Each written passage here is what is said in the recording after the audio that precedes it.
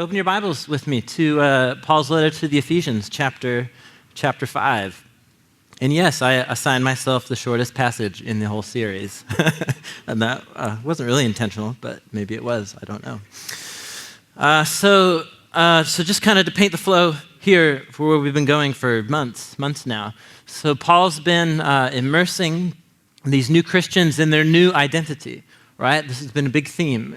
And so Paul, in the first 3 chapters, remember, he's retelling the story of what happened in Jesus, about God's decision, about screwed up, sinful, self-focused human beings to permanently commit himself to love us, to bind himself to us by becoming human, by creating a new reconciled family of Jesus people out of Jew and non-Jew, and where he takes up personal residence by means of his Spirit.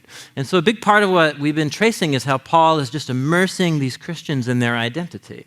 You used to be whoever you were before you heard the story about Jesus, but if you've put your trust in Jesus and have become a part of his people and have placed your faith in him, then you are a new, think of all of the new types of identity that we've discovered here in Paul's letter to the Ephesians. You're new kinds of humans. He said this more than one time, 2 times. He said, you're holy. You actually are distinct and set apart now from your previous identity. He says that you're more loved than you can possibly imagine. You're beloved children. You're children of the light. You don't have to live in the dark anymore. And so as we moved into chapter 4 and then 5, Paul's been really specific and clear, you'll remember, about laying out what we're calling parameters. And these parameters are indications of what living into this new identity looks like. What does sex and money and relationships and anger and work and generosity and work ethic, and how does all of this look like in light of who we really are now in Jesus? And so he's been painting these parameters. And so for there's just a little paragraph right here, chapter 5, verses 15 through 21, and he actually takes a new turn here because he doesn't really describe any parameters here. What he does want to do is show the immense amount of freedom that we have. And so I want to pick up an illustration that Josh used last week, and then we'll dive into the text here. Josh mentioned this, it really resonated with me, and I kind of thought through it, and I actually lived through it in this last week, because he talked about Paul as being like a loving parent who's trying to give these kids, these new children, spiritual children of his, freedom by giving them parameters. And that sounds paradoxical to us, or maybe even contradictory. What do you mean freedom? We think of freedom as having no parameters. I can do whatever I want. But that's not, at least the gospel's version of freedom. Doing whatever you want leads to ruined human lives. And so it's actually in the freedom of having parameters. And so I actually lived it this week because I'm the parent of a small 2-year-old caveman. And otherwise known as a toddler. But toddlers and cavemen, really, they're about the same kind of mentality. And so in love, we have to lay down parameters. One of my goals as a parent is to just burn into this little guy's psyche how loved and committed we are to him no matter what for the long haul, right? That's about his identity. But I also have as one of my goals as a parent to lay out parameters and keep him from killing himself, basically, which would happen almost every day, I'm certain, if I didn't intervene, right? Or Jessica didn't intervene because he's just into everything. And so we've laid out parameters, like in our home, where we have a whole room that's off limits to him through the little door, the little door, preventative door, that thing there. And then we have about 3 cupboards that are off limits to him because there's like knives in there and there's sewing needles up in the room and so on. And so we've created these parameters, and we pay attention as parameters that cramps my style or whatever. We tend to focus on parameters, what I'm being told I can't do. But what we usually neglect, and what Roman often neglects when he's obsessing over what's in that cupboard, is the fact that the whole rest of the house is open to him. I mean, even my stuff that I leave in his presence is open to him, and he gets into it all of the time. I often have packs of chewing gum that I buy specifically for the purpose of putting in my mouth when I finish teaching, because, I've been talking for a long time. And so he can't prevent himself from getting in my chewing gum. I don't know what it is. He just loves it. But whatever, the whole house is open to him except these little spaces, this immense amount of freedom. And so what Paul's been doing is just kind of map this onto Ephesians then, is he's been laying out these parameters of what it means to live into our new identity. And there's really not that many. And what it does is it leaves open this whole part of our lives, our day-to-day lives, where there's just absolute freedom to live as these new kinds of people. And most of what we do in our day-to-day lives doesn't cross those parameters. It involves just like work and family and finding some career path or providing for myself or others or doing something. I mean, just that stuff. And you search the Bible in vain for God telling you like where to move and where to get a job or something, you know? So like there's no parameters on that. There's just freedom. And so here's what Paul says to this community of his spiritual children. He's laid out the parameters to protect the freedom of these new Christians. And here he's going to guide us into the arena of freedom. And what does Paul have to say as he guides people into areas of freedom? Read verse 15. He says, be super careful. Be really careful, then, how you live. Not as unwise, but as wise. Making the most of every opportunity because the days are evil, you know. Therefore, don't be foolish, but understand what the Lord's will is. Don't get drunk on wine, which leads to debauchery, a word none of us used in the last month, I'm certain, right? Debauchery. Instead, be filled with the Spirit, speaking to one another with psalms, hymns, and songs from the Spirit. Sing and make music from your heart to the Lord, always giving thanks to God the Father for everything in the name of our Lord Jesus Christ, and submit to one another out of reverence for Christ. This all goes together. And actually, as we read that paragraph, it's kind of like reading a little top 10 like bumper sticker verses that Christians like to put on their cars or something like that. You know, it's got a bunch of great little one-liners about wise and, you know, discern the Lord's will and be filled with the Spirit and Psalms and stuff. But how does all of this go together? This is all what Paul's doing. What are your guiding lights as you go out into your life? As a Christian, you know what the parameters are, but most of your life is just open there before you. Like, what are you supposed to do?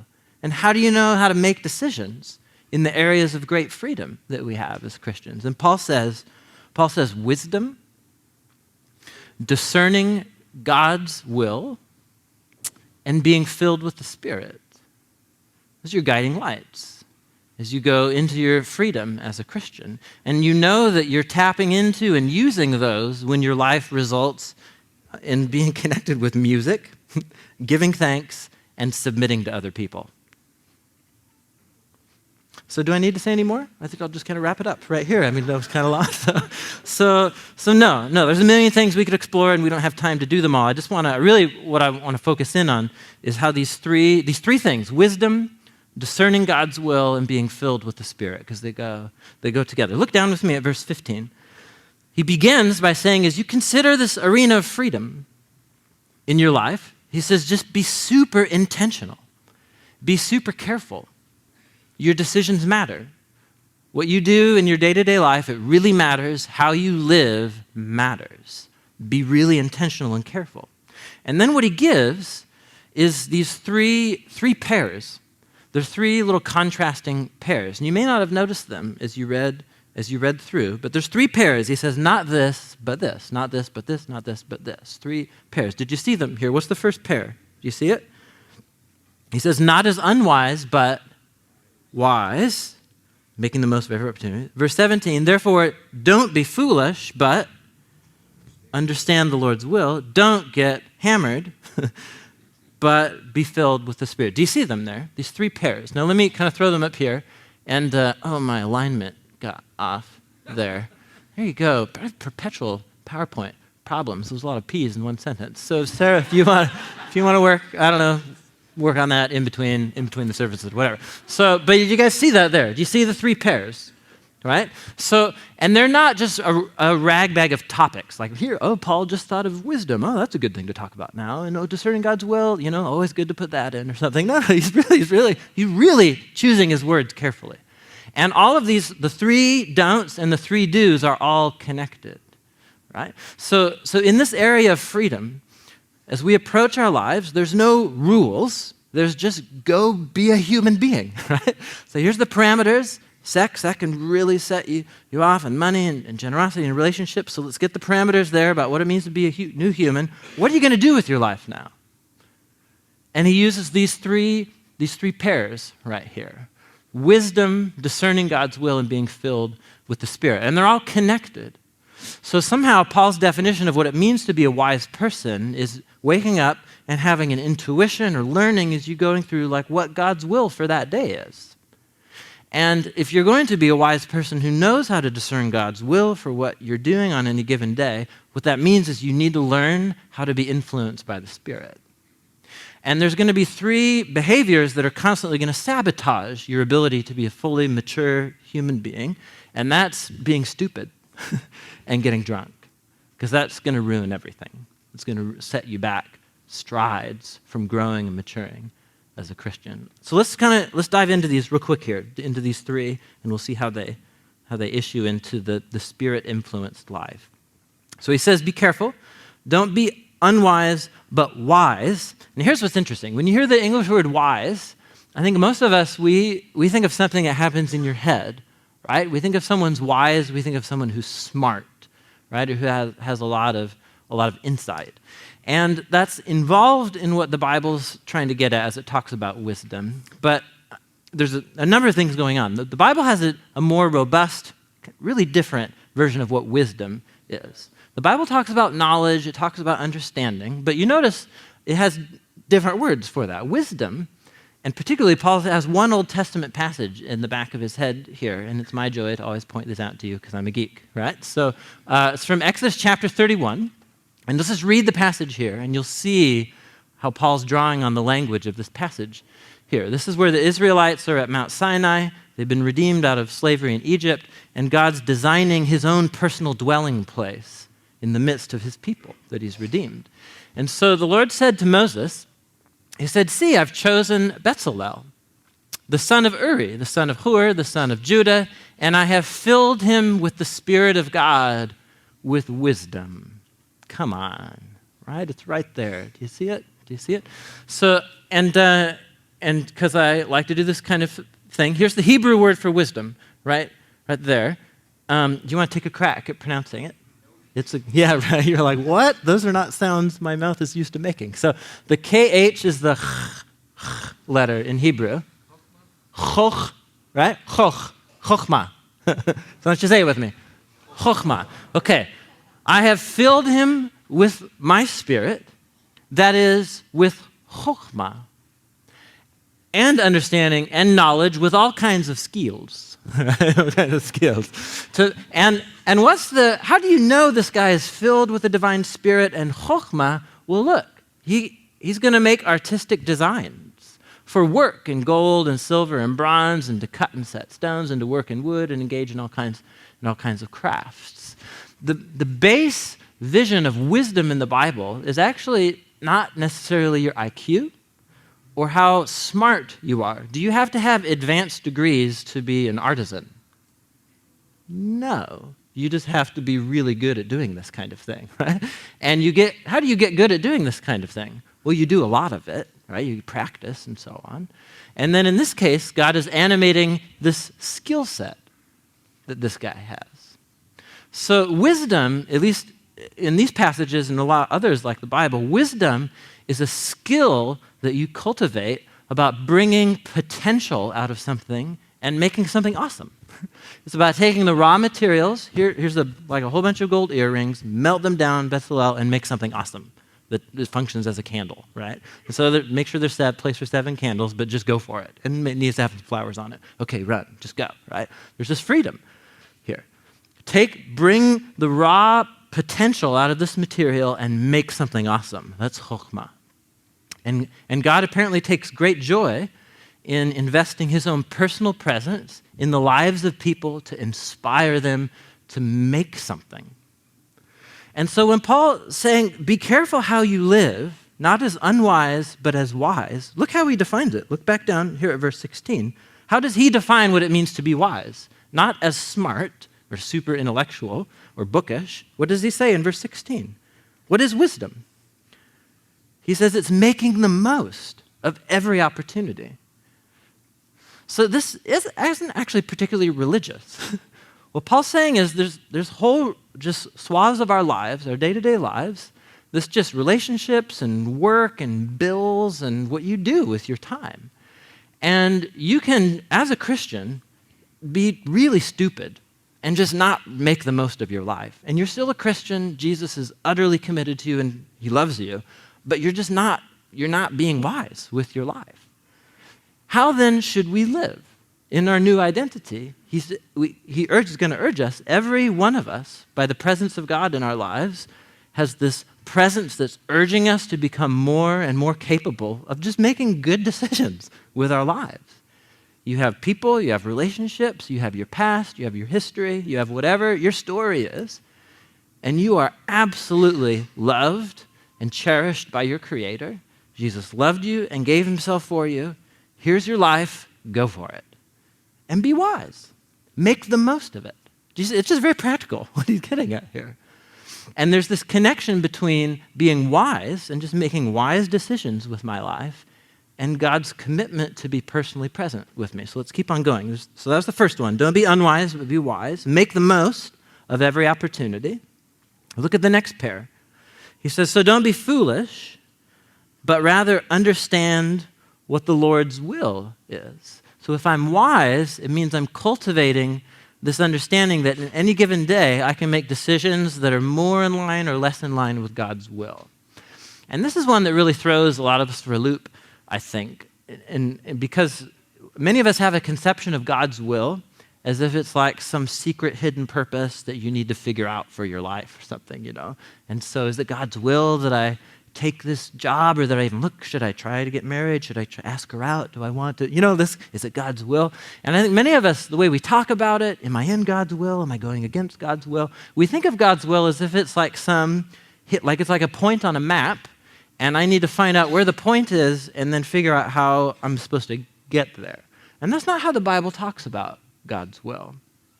Paul himself, he talks about God's will sometimes to talk about the parameters that God has set in place for our new life as new kinds of humans in Jesus. And so he says, for example, sexual integrity, sexual purity, having sex with someone that I'm not in a marriage covenant with, that is just never God's will. 1 Thessalonians chapter 4. This is God's will for your purity with regard to sex. It's just never God's will. And so that's okay, that's one of the parameters there. That's a way to ruin my life real quick, is start having sex with someone I'm not married to. So that's one way you can refer to God's will. Most of the times that Paul and the other biblical authors refer to God's will, it has to do with discerning what's pleasing to God. So, for example, my little son Roman, we've blocked off the door there and the 3 cupboards. Now, he has the whole house available to him. What I'm not going to do is, like, when he has a free afternoon, it's like a day off for me and I'm home, and so he's got the whole afternoon. I'm not going to hover, and in the time of his freedom be like, play with your trucks now. Okay, now it's time to stop that. Now we're going to build a tower. Now, Roman, we're going to play with your teddy bear. Like, that's obnoxious. That's what that is, right? So I'm not going to do that. He's free, so just do whatever. And all of those would be my will, which is that he flourish as a little boy and be creative and have fun. It will never be my will, for example, that he pushes the stool up to the kitchen sink and throws silverware in the garbage disposal. That will never be my will, even though he really thinks that is cool. He thinks that's cool. So there's another parameter we had to make around the garbage disposal. But, so you guys see what I'm saying here? All kinds of things could be God's will. And in many passages in Paul talks about the renewal of your mind in Romans chapter 12. And he says when a Christian's mind is renewed, when your new identity in the gospel, he says you will be able to cultivate the skill of discerning what God's will is. He says his good, pleasing, and perfect will. It's gaining the intuition. Now, some of us might be easier said than done, so I guess I'm supposed to be wise and I'm supposed to do what's pleasing to God. Okay, so how does that actually work? And that's what the third element of the contrast is, and this is where I want to focus. So Paul this is the third contrast, verse 18. He says, don't get drunk with wine, which leads to debauchery. Instead, be filled with the Spirit. Okay, now there's a number of things. One is debauchery. I never say the word, so I actually don't even know how to pronounce it. So debauchery. So that whatever, I don't know where the word came from in English. None of us use it anymore. The word that Paul uses just means without restraint, without any boundaries, without any parameters. And so some people have thought at this point that actually Paul is making a comparison. Don't get drunk with wine, rather get hammered in the Spirit. And so and there's large traditions in which the idea is that if I'm a Spirit-influenced human or Spirit-filled human, it will lead to behavior that might be similar to, but just is not actually induced by alcohol, it's induced by the Spirit, but it's still very bizarre, strange behavior. And so this is one of those points, again, God bless Christianity, huge tent family, lots of different kinds of people, but I do think that's one of the places where Paul would be like, wow, I didn't see that one. Didn't see that misunderstanding of what I was trying to say. So clearly it's a contrast. Don't be unwise, be wise. Don't be foolish, understand what the Lord's will is. They're contrasts, right? Don't get drunk. That's a whole kind of behavior that we'll talk about in a second. Be filled with the Spirit. That's a completely different kind of behavior. The only similarity between the two is that we're talking about some kind of outside influence now. You can be wise and unwise of your own accord, but to get drunk or to be influenced by the Spirit means there's something outside yourself that's influencing you. That's the commonality here. And so he has this image here of not getting drunk with wine, and all of a sudden the idea of making the most, being totally on point, discerning, making good decisions, discerning whether this decision or what I'm doing with my day, if that's going to be something that's pleasing to the Lord, that involves like you beginning to think about your life. And one way that you can not think about your life is to get drunk. Right? And that, in fact, is one of the primary reasons why many people drink regularly is because thinking about their life is too painful. And so Paul, in this new humanity, he's laying another parameter here. In this new humanity, there are all kinds of influences you want to avoid, especially influences that will in any way impair you from being able to make good decisions in the moment and discerning what God's will is. Now, there's this... Here we go. Alcohol and Christianity. That's not controversial at all, is it, right? And so I have 3 minutes to talk about it.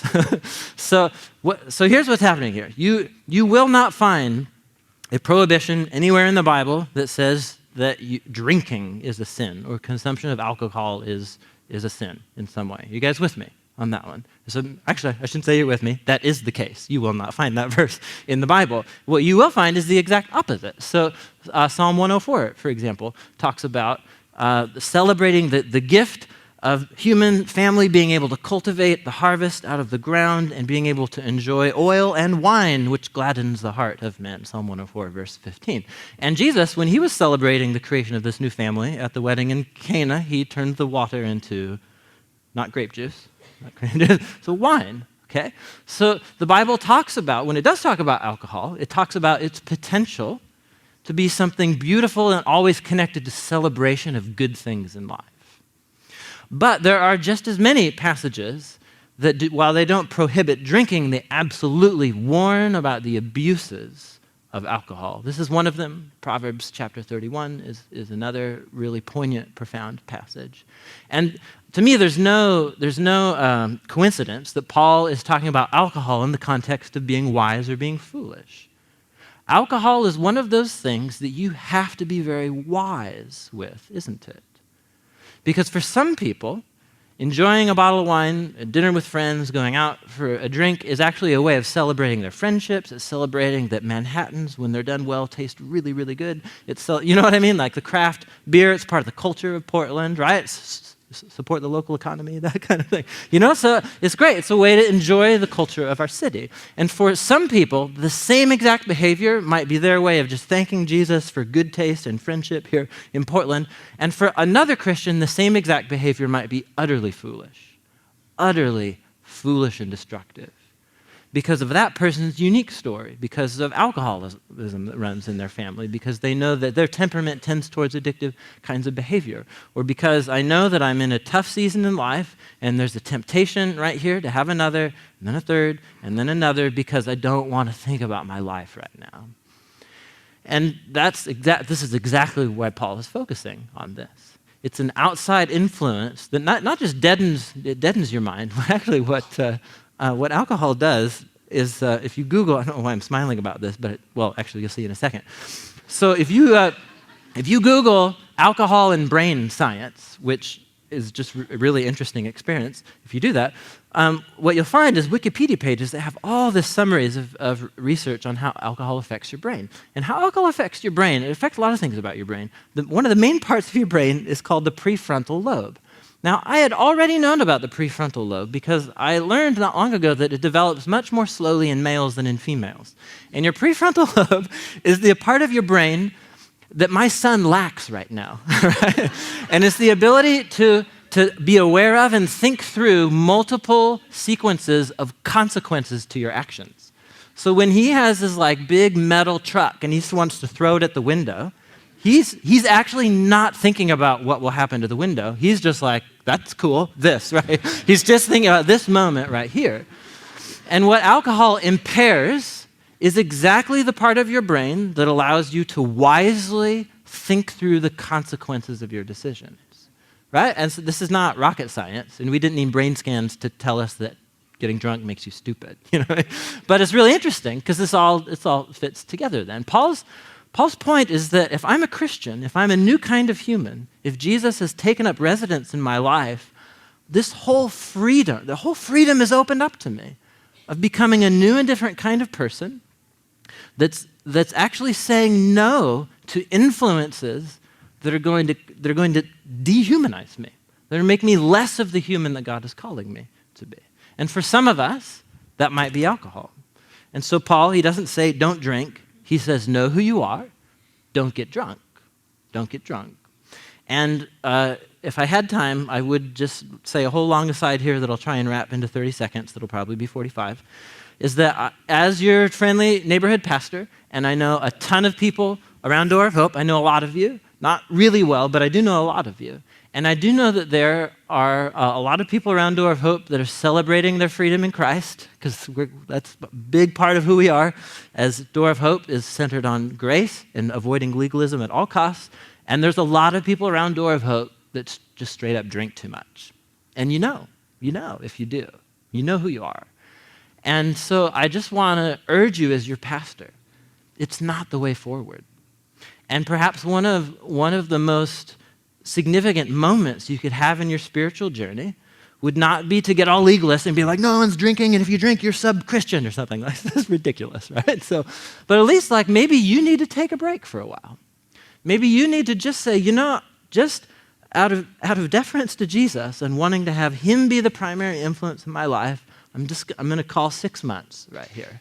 Take a break. I'm not going to hold anybody else to it, but out of devotion to Jesus, I need to do this to make sure I'm not being influenced by alcohol in an unhealthy way. That is my minute and 45 aside to those of you who need to hear that. And the flip side of don't get drunk then is be filled with the Spirit. There's a lot that can be said about this. I'll just say a couple things. The New Testament uses the language of the Spirit. This image, be filled with the Spirit.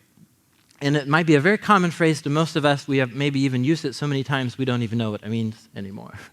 So when Paul talks about being filled by the Spirit, he's not saying you need to somehow get the Spirit back into your life again because you've lost Jesus' presence with you. The Spirit is the Bible's way of talking about Jesus and God's personal presence being directly with you, within you, and in our midst as Christians.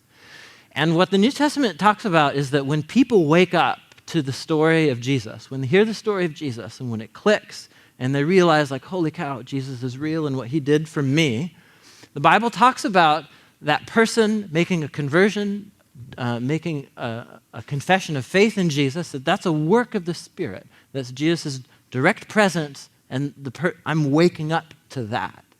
And there's a new awareness and a new sensitivity and a new reality of the presence of Jesus in my life. The New Testament uses words like baptism, like being immersed in the presence of Jesus, or even, just quickly turn across the page to chapter 4. Look at chapter 4, verse 30. Here's another word Paul uses to talk about this. Paul says, don't grieve the Holy Spirit of God, with whom you were what? What does he say here? Not baptized. He says, with whom you were sealed for the day of redemption. So if I've made a profession of faith in Jesus, if I'm making every attempt to just grab onto him in trust and faith and give my devotion to him, said if that was a 3-month process, if that was a year-long process, if that was a moment or an evening, whatever your conversion process looks like, you were baptized, immersed in the Spirit, or to use another metaphor, it's as if God took a stamp and he just said, mine, mine, marked and sealed, and it's actually the presence of Jesus with you that is part of that sealing. It's like your mark, you're stamped. You can't do anything, you can't undo it. You know, he's got your number now from here on out, right? But what you can do, you can't unbaptize or unseal yourself, but what you can do is grieve the presence of Jesus. What you can do is, what Paul says elsewhere, is extinguish or put out the flame of the Spirit in your life. Or to say it more positively, what he is inviting us into is newer and newer experiences of having the presence of Jesus influence and fill up more, and then refill and fill up more of my life. And just when you thought like, wow, I'm actually getting some traction as a Christian, you discover this whole other area of your life where he's not filling up any part at all, and then you got to you know what I'm saying here? That's what he's saying. Be filled with the Spirit. Now, how does that work? If it was simple, we wouldn't have to talk about it, but it's not simple. And so I'm going to both close and then also just kind of share the one way that this has made most sense to me over the years. And it has to do, I shared about my children, now I'm going to share about my marriage. Tread lightly here, right? So I, Tim Mackie, I am, without a doubt, I am the best version of myself as a human being when my wife is present in my life, without a doubt. Getting married to her was the best possible thing I could have ever done. Believe me. And so and I know this, I know that I'm the best version of myself when she's in my life is because when she goes away. She occasionally will take like the boys up to be with her parents a few hours away or something. And when she's gone for more than a day, I just revert back to these old ways, right? And these old ways for me involve staying up way too late, watching skateboard videos on Thrasher.com. They involve eating way too much ramen or frozen pizza, and I just become disorganized. I'm actually not that organized of a person. I tend to procrastinate on things, and there you go. And it's just like I just watch my life crumble right? When I don't live with my wife. There's something about her actual presence, I love you, sweetie, wherever you are in the room, in my life. She makes me a better human being. Now, it raises an interesting question then, so her presence in my life, she just by her presence compels me, inspires me to want to be more on point, more responsible, get better sleep patterns, be more generous, just better in every way. And I know this is because that changes when she leaves. So because of her influence on my life, I think back over the 12 years that we've been married, and I think of all of the ways that she's enhanced and made me grow as a human being. Now, the interesting question is this, is that me? Is that me doing that and growing and changing as a human being? Is it me or is it her? Do you guys get my question here? In other words, I know for a fact that I've grown and changed as a human. Is that just me making really good decisions and doing that? Or is it her? And see, that's the wrong question to ask, right? Because she has a high degree of influence on my life, but I also allow her to have a high degree of influence in my life. So sometimes she'll just suggest things to me like, why did you say that way to that person, Or, or other times she'll be even more forceful, like, what were you thinking when you were doing that? Are you kidding me right now? That just happened? So whatever, whether it's really nice or maybe a little more aggressive, whatever, she has a degree of influence, but at the end of the day, who has to make the decision to come under the influence of her? I do. It's me. I have to make the decisions that will be difficult, that will be about setting new habits and new patterns of behavior, but there's no way I would ever be motivated to make those decisions if she weren't in my life in the first place. Do you see where I'm going with this here? And so I think this is exactly what Paul means. If it weren't for the presence of Jesus in your life, speaking into your life, you wouldn't care. You would just be be the human that you think is the right way to be a human being. Or you can open yourself up to this new person who's trying to speak into your life and whose presence will both convict and also speak new truth and point out ways like, yeah, that's totally like outside the parameters. That's just not wise. That's just stupid. Don't make that. It's about opening myself up to this new relational presence. And so look at what he says here. He says, don't get drunk on wine, which leads to debauchery, but be filled with the Spirit. Allow this new presence to so fill your life that it's like having a new person in your life. And that might seem weird to us because well, Jesus is invisible. So how does he talk to me? So Jessica, she's just right there. But Jesus, how is he there? And this is exactly what he goes on to say. What does, in the fruits of the Spirit-filled life, one of which, let's just keep going. Let's finish reading the passage. He says, speaking to one another with psalms, hymns, and songs from the Spirit. Sing and make music from your heart to the Lord.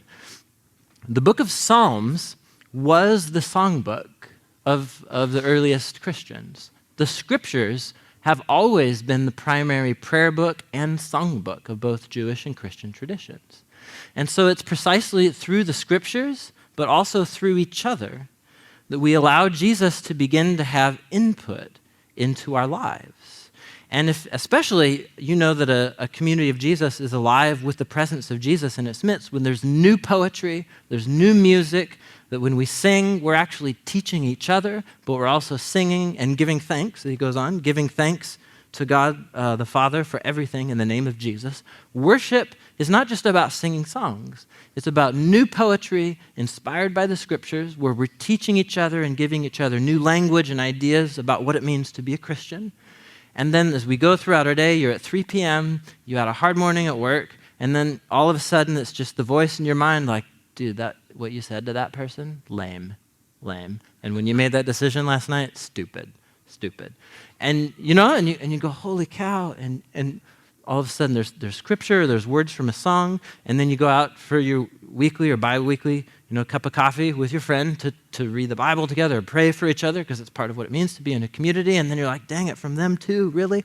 And then all of a sudden you have this outside influence speaking into your life that's compelling you to change and to grow.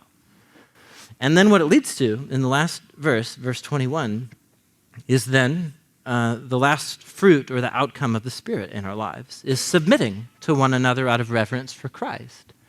It's actually that we allow the community and the scriptures to speak into my life, and actually being open to submitting, humbling myself. If left to my own devices, I'm actually probably going to be pretty stupid and make dumb decisions. I need the input of others into my lives. And that, it seems to me, is the picture that Paul is painting right here. He lays out the parameters of what it means to be a new human. He gives us this huge area of freedom. And then he talks about influences, becoming a new kind of human, being wise, learning how to discern what God's will is on any given day. And how do you do that? You become open to the influence of Jesus, the presence of Jesus and the Spirit in your life, and you submit to it, because that's the way that we're going to grow.